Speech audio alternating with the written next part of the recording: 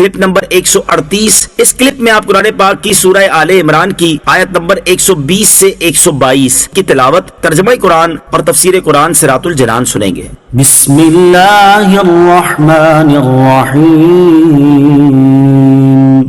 ترجمہ، اللہ کے نام سے شروع جو نہایت مہربان رحمت والا ہے۔ ان تمسسکم حسنۃ تسؤہم وان تصبکم سیئۃ یفرحوا بها وَإِن تَصْبِرُوا وَتَتَّقُوا لَا يَضُرُّكُمْ كَيْدُهُمْ شَيْئًا إِنَّ اللَّهَ بِمَا يَعْمَلُونَ مُحِيطٌ۔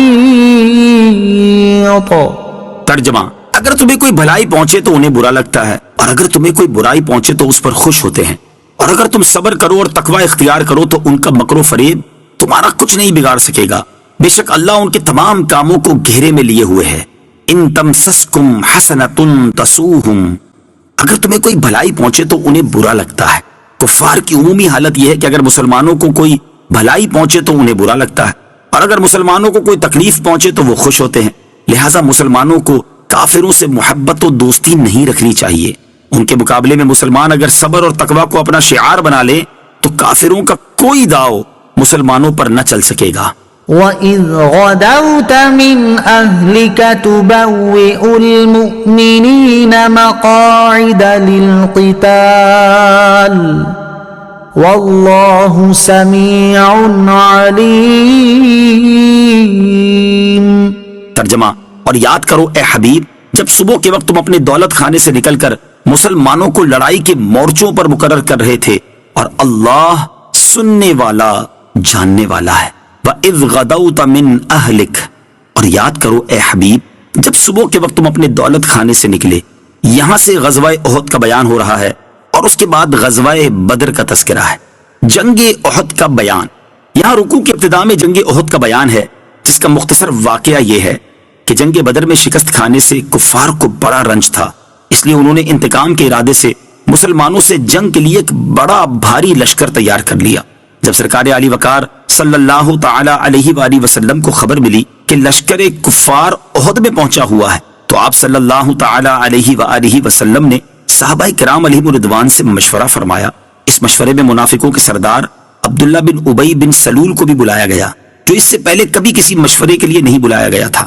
اکثر انصار کی اور عبداللہ بن ابی کی یہ رائے تھی کہ حضور سید المرسلین صلی اللہ تعالی علیہ وسلم مدینہ طیبہ میں ہی ٹھہرے رہیں، اور جب کفار یہاں آئیں تب ان سے مقابلہ کیا جائے، اور یہی سرکار دو عالم صلی اللہ تعالی علیہ وسلم کی مرضی تھی۔ لیکن بعض صحابہ کرام کی رائے یہ ہوئی کہ مدینہ طیبہ سے باہر نکل کر لڑنا چاہیے، اور اس پر انہوں نے اصرار کیا۔ سرور کائنات علیہ الصلوۃ والسلام اپنے دولت قدے میں تشریف لے گئے اور اسلحہ زیب تن فرما کر باہر تشریف لائے۔ اب نبی پاک علیہ الصلوۃ والسلام کو دیکھ کر ان صحابہ کو ندامت ہوئی، اور انہوں نے عرض کیا کہ حضور صلی اللہ تعالی علیہ وسلم کو رائے دینا اور اس پر اصرار کرنا ہماری غلطی تھی، اس کو معاف فرمائیے، اور جو آپ علیہ الصلوۃ والسلام کا ارادہ ہو وہی کیجیے، ہم حاضر ہیں۔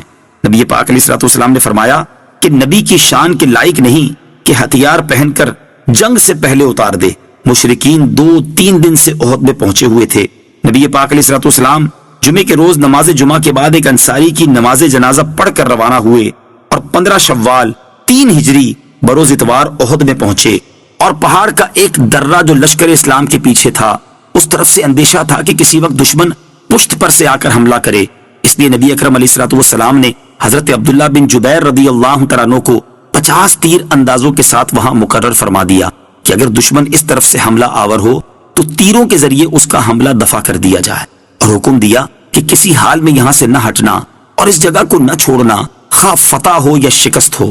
عبداللہ بن ابی بن سلول منافق جس نے مدینہ طیبہ میں رہ کر جنگ کرنے کی رائے دی تھی، اپنی رائے کے خلاف کیے جانے کی وجہ سے برہم ہوا اور کہنے لگا کہ حضور اکرم علیہ الصلوۃ والسلام نے 9 عمر لڑکوں کا کہنا تو مانا اور میری بات کی پرواہ نہ کی۔ اس عبداللہ بن ابی کے ساتھ 300 منافق تھے، ان سے اس نے کہا کہ جب دشمن لشکر اسلام کے مقابل آ جائے اس وقت بھاگ جانا، تاکہ لشکر اسلام میں ابتری پھیل جائے اور تمہیں دیکھ کر اور لوگ بھی بھاگ نکلیں۔ مسلمانوں کے لشکر کی کل تعداد ان منافقین سمیت 1000 تھی، اور مشرکین 3000 تھے۔ مقابلہ شروع ہوتے ہی عبداللہ بن ابی منافق اپنے 300 منافقوں کو لے کر بھاگ نکلا، حضور اکرم علیہ الصلوۃ والسلام کے 700 صحابہ آپ علیہ الصلوۃ والسلام کے ساتھ رہ گئے.